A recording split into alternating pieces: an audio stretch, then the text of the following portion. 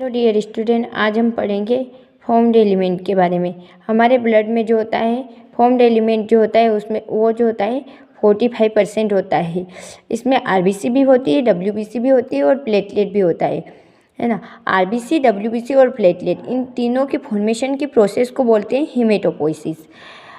हेमेटोपोइसिस bone marrow जो होती है इसमें स्पेशल टाइप की एक सेल होती है जिसे हम स्टेम सेल बोलते हैं। स्टेम सेल में वो एबिलिटी होती है जो किसी भी टाइप की सेल का फॉर्मेशन कर सकती है। आरबीसी का भी करती है, डब्ल्यूबीसी भी करती है, प्लेटलेट का भी फॉर्मेशन करती है।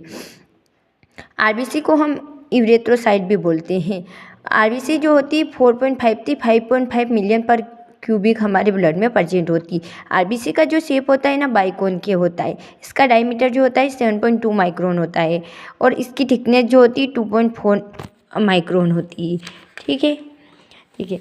आरबीसी में जो होता है न्यूक्लियस एब्सेंट होता है और इसमें जो होता है माइटोकॉन्ड्रिया और गोल्गी अपैरेटस जो होते हैं प्रेजेंट होते हैं।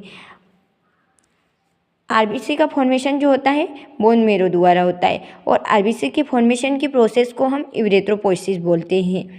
और उसमें जो होता है एक यूरेथ्रोपोइटिन नाम का एक हार्मोन जो होता है स्त्रावित होता है।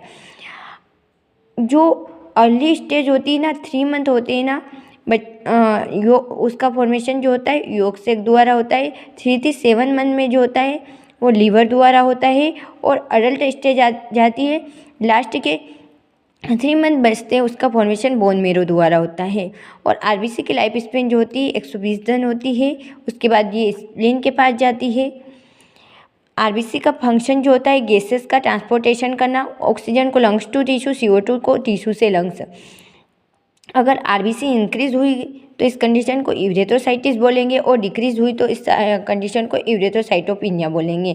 आरबीसी में 1 आरबीसी में जो होते हैं 270 मिलियन जो कैरी करती है हीमोग्लोबिन। ठीक है, थैंक यू।